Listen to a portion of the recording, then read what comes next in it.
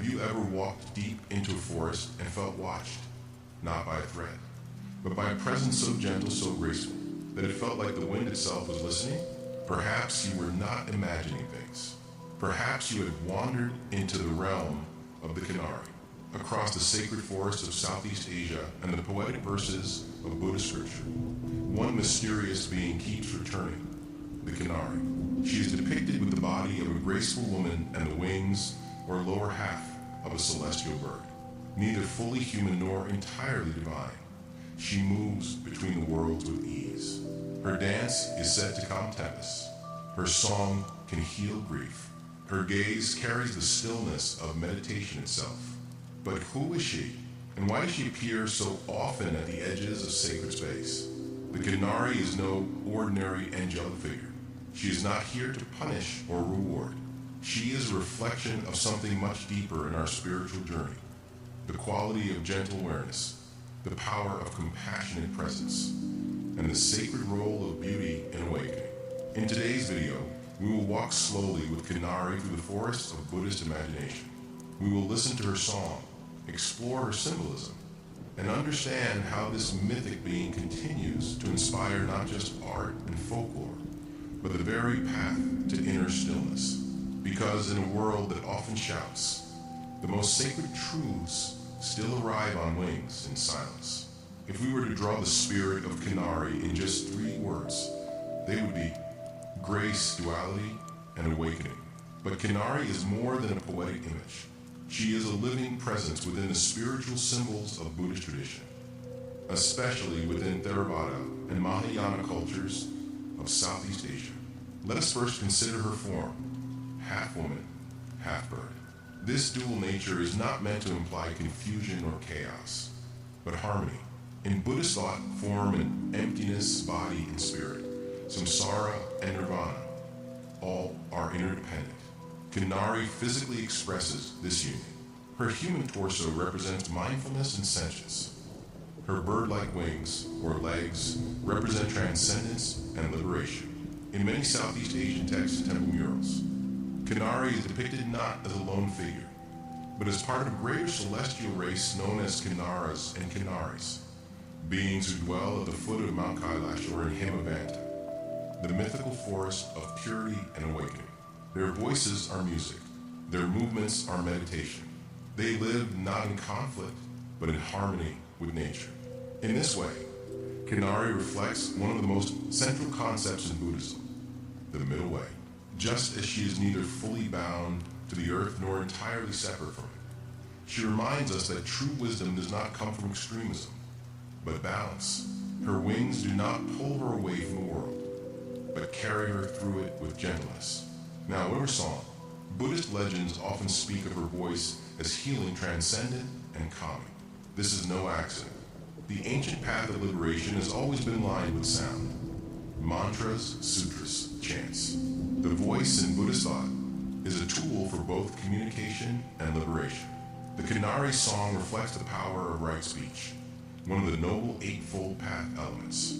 When speech is aligned with compassion, it transforms beyond the temple walls. Her image adorns musical instruments, prayer flags, and tapestries. In Thailand, the national emblem has taken inspiration from a Kinnari's grace. In Laos, she's called Kinnari and appears in storytelling and ceremonial dances. This widespread reverence tells us something profound. Cultures embrace her not just for beauty, but because she touches something true in all of us, the longing to be both grounded and free. Another core element of Kinnari symbolism is the forest. Unlike many other celestial beings who dwell in palaces or heavens, Kinnari chooses the wilderness. In Buddhism, the forest is not merely a location, it is a teacher. The forest represents solitude, insight, and confrontation with the self. It is where great sages meditated and attained awakening. Kinnari's presence there links her to the meditative mind, to the quiet that reveals the truth. Furthermore, in Buddhist iconography, Kinnaris often appear as compassionate helpers.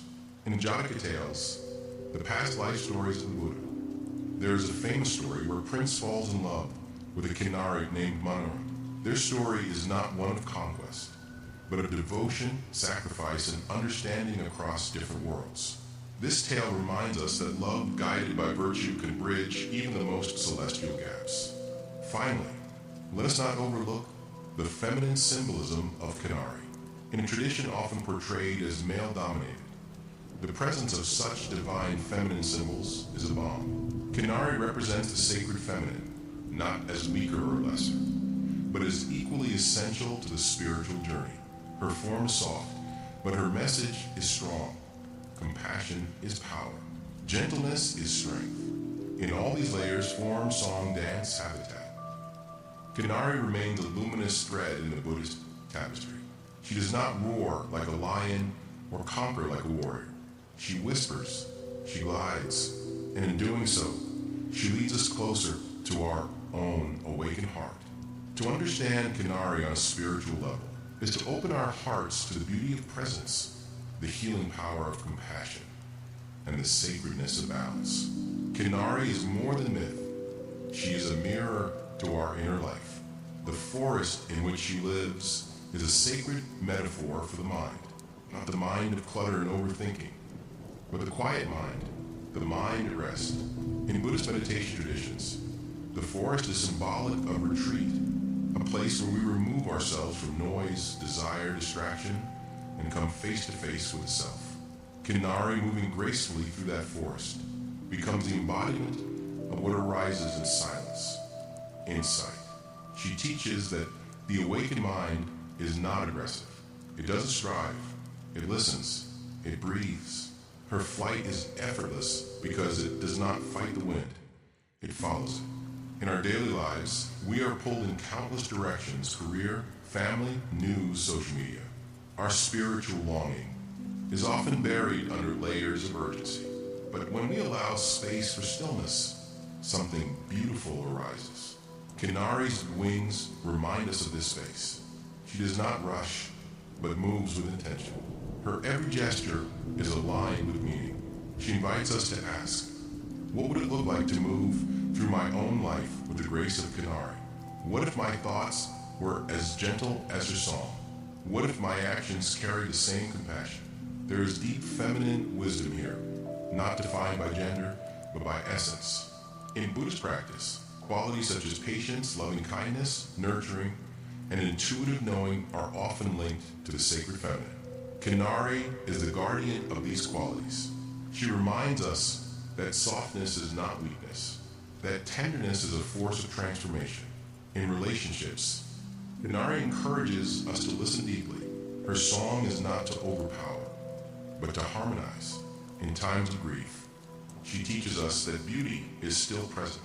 In times of anger, she whispers of gentleness. In times of fear, she offers wings, not to escape, but to rise with clarity. Spiritually, Kinnari can be seen as a bodhisattva-like figure, though not officially counted among the bodhisattvas in classical Mahayana lists. Her essence aligns with that path. She delays her own transcendence to stay near beings in need. She does not ascend into some far-off heaven, but remains in the forests of our hearts.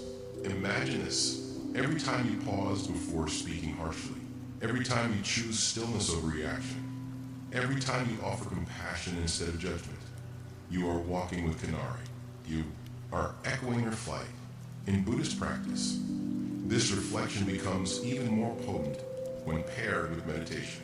Visualization meditations on Kinnari can be powerful. Picture her moving silently between trees.